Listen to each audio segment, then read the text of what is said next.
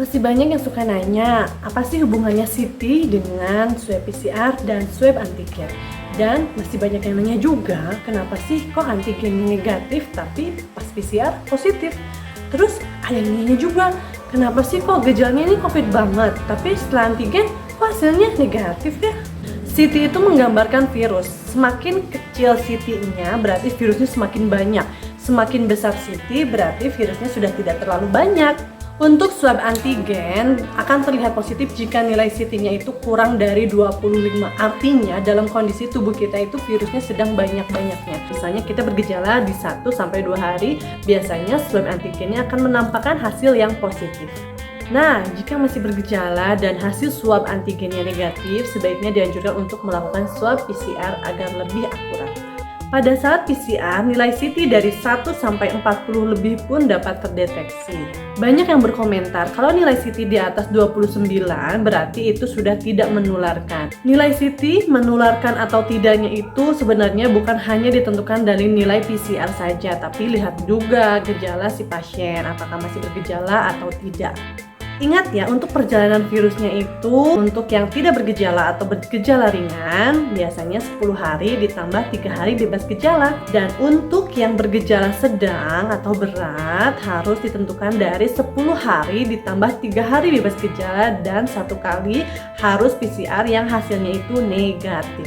Jadi contohnya, Tuan A sudah bergejala kurang lebih selama 10 hari. Beliau tidak memeriksakan keluhannya ke tenaga kesehatan. Nah, pada saat ke hari 10 beliau sudah tidak kuat dan ingin memeriksakan ke tenaga kesehatan.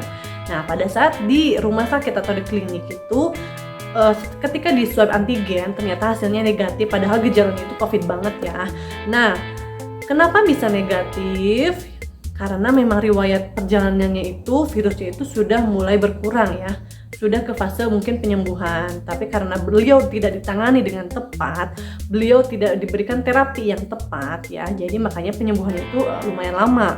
Nah, sebaiknya beliau dianjurkan untuk tes PCR untuk meyakinkan hasilnya itu. Jadi, sebaiknya ketika kita bergejala, langsung periksakanlah ke tenaga kesehatan.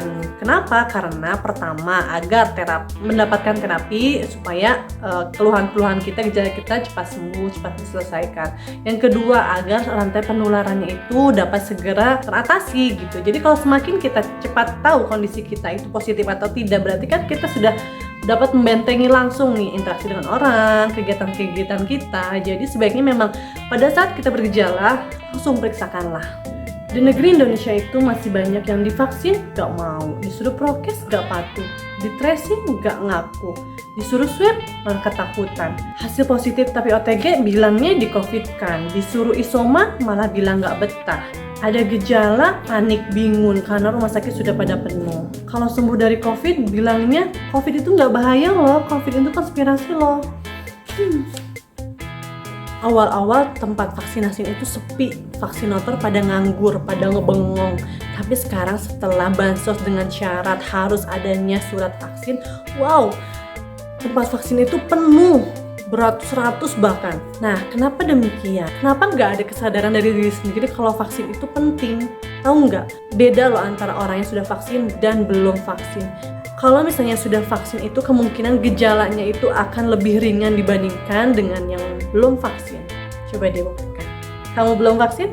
Apa mau nunggu kena COVID dulu?